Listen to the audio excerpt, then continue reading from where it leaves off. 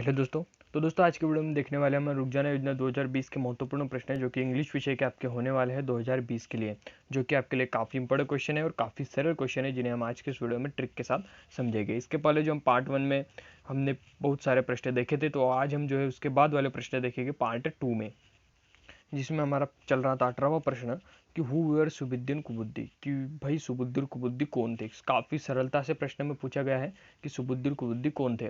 तो भाई आपको याद रखना है कि सुबुद्दीन कुतुबुद्दीन कौन थे, दोनों मित्र थे यानी दोस्त थे। दोस्त को हम इंग्लिश में क्या कहते हैं, फ्रेंड, या FRIEND, फ्रेंड। ठीक है, तो अब दो है तो यहाँ पर फ्रेंड्स कर देंगे हम। तो इस प्रकार से आप लिख सकते हैं कि भाई सुबुद्दीन कुतुबुद्दीन कौन थे, तो आपको बस सुबुद्दीन कुतुबुद्दीन वेयर टू फ्रेंड, ठीक, ये वेयर आपको यहाँ से उठा लेना है, टू फ्रेंड्स आपको लगाकर आपका ये आंसर बिल्कुल सही हो जाएगा। अगला प्रश्न है आपका कि what does the poet say about his said song, कि जो है कवि दुख भरे गीतों के विषय में क्या कहना चाहता है। तो कवि जो है दुख भरे गीतों के विषय में कहना चाहता है कि मैं इन दुख भरे गीतों को छोड़ दूँ और एक अच्छा कवि बनूँ। ठीक है, क्या कहता है कवि कि ड्राइव अवे यानी छोड़ दूँ हिज सेड सॉन्ग यानी इस दुख भरे गीतों को, ठीक है, और एक बिकम अ कंप्लीट पोएट, और एक अच्छा कवि बनूँ। ठीक है, अगर आपको एग्जाम में पूछा जाए कि भाई बताइए कि कवि जो है दुख भरे गीतों के बारे में क्या सोचता है, सैड सॉन्ग आपको याद रखना है। ठीक है, तो आप इसका आंसर में बड़ी सिंपल लिखिएगा कि द पोएट ड्राइव अवे, ठीक है, द पोएट ड्राइव अवे यानी कवि छोड़ना चाहता है सैड सॉन्ग यानी दुख भरे गीतों को छोड़ना चाहता है और एक अच्छा कवि बनना चाहता है, बिकम अ पोएट इंस्टेंट।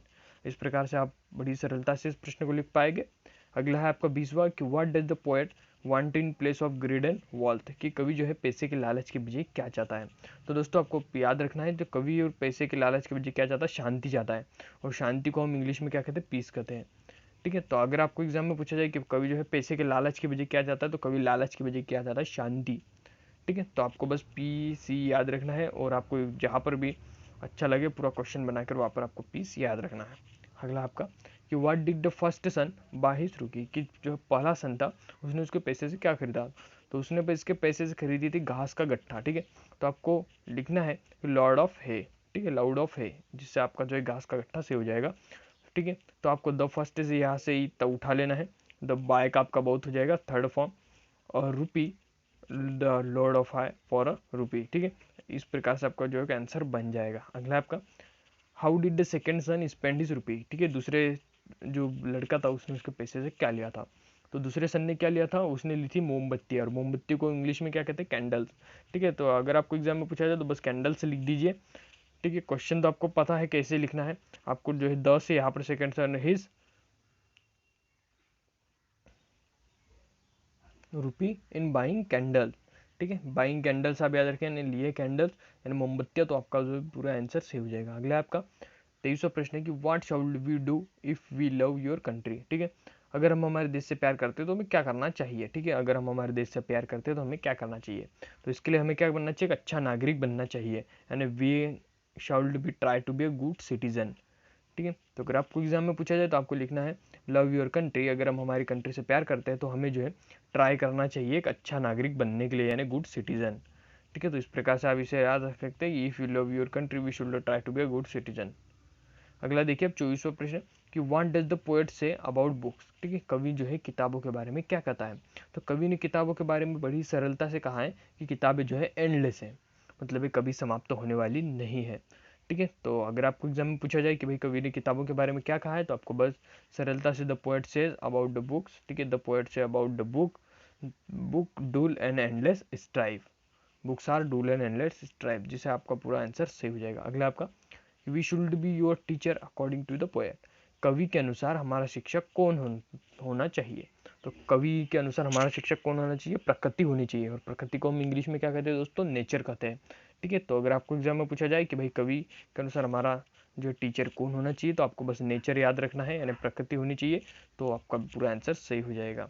अगला आपका what can the forest teachers, यानी जो फॉरेस्ट है, जो पेड़ पौधे होते हैं वो हमें कैसी शिक्षा देते हैं। तो पेड़ पौधे होते हैं वो हमें कैसी शिक्षा देते हैं, एक साधु से कई ज़्यादा हमें अच्छे और बुरे में पहचान सिखाते हैं। ठीक है, तो इस प्रकार से आपको याद रखना है। अगला आपका 27 कि what does the nature bring and man and destroy, ठीक है, प्रकृति में क्या देती है और मानव क्या नष्ट करता है। ठीक है, तो प्रकृति जो है हमें थोड़ी सी दिक्कत आ गई थी दोस्तों, कोई ठीक है, तो हमारा क्वेश्चन था कि हमें प्रकृति क्या देती है और मानव क्या नष्ट करता है। तो हमें प्रकृति क्या देती है, हमें प्रकृति देती है विवेक देती है, हमारी हेल्थ देती है और हमें नॉलेज देती है। जबकि मानव जो है ब्रिंग प्रोवाइड बाय नेचर, जो भी प्रकृति हमें देती है मानव उसको नष्ट कर देता है। ठीक है, तो अगर आपको एग्जाम में पूछा जाए कि भाई प्रकृति में क्या देती है, तो बस आपको सिंपल से लिख देना है नेचर ब्रिंग, यानी प्रकृति हमें देती है wisdom, health and knowledge, and man destroy beginning of provide by nature, यानी जो प्रकृति में देती है हम उनसे नष्ट कर देते हैं। ठीक है, 28वां प्रश्न आपका, what is the red cross society. Red cross society क्या है? तो अगर आपको पूछा जाए तो भाई आपको लिख देना है रेड क्रॉस सोसाइटी एक इंटरनेशनल ऑर्गेनाइजेशन है, यानी अंतर्राष्ट्रीय संगठन है। ठीक है, इंटरनेशनल ऑर्गेनाइजेशन की स्पेलिंग आप याद रखिए, और आपको पूछा जाए कि भाई रेड क्रॉस सोसाइटी क्या है, तो आपको बस छाप देना है कि भाई ये इंटरनेशनल ऑर्गेनाइजेशन है। ठीक है, तो 29वां प्रश्न हमारा कि भाई रेड क्रॉस सोसाइटी का एम क्या है। तो रेड क्रॉस सोसाइटी, आपने जो प्राकृतिक घटनाएं देखी होगी, जैसे कहीं पर बाढ़ आ जाती है, सुनामी आ जाती है, भूकंप आ जाता है, तो कुछ जो संगठन होते हैं वो रक्षा करने जाते हैं या उनको बचाने जाते हैं। तो उसी प्रकार रेड क्रॉस सोसाइटी है जो कि मदद करती है ना, help the Mankind suffering from the natural disaster, प्राकृतिक जो घटनाएं होती है उनसे लोगों की मदद करती है। ठीक है, अगला आपका who founded red cross society, कि भाई इस रेड क्रॉस सोसाइटी की स्थापना किसने की, वेन यानी कब की। तो सर हेनरी डुनाट, नाम आपको याद रखना है, काफ़ी इंपॉर्टेंट है। सर हेनरी डुनाट ने जो रेड क्रॉस सोसाइटी की स्थापना की थी, वो भी कब की थी, 1863 में। तो इस प्रकार से जो आपके 30 क्वेश्चन समाप्त हो, इसके अतिरिक्त भी अगर हमें क्वेश्चन मिलते हैं तो हम आपके लिए जरूर लेकर आएंगे। ठीक है, तो मिलते हैं नेक्स्ट वीडियो में।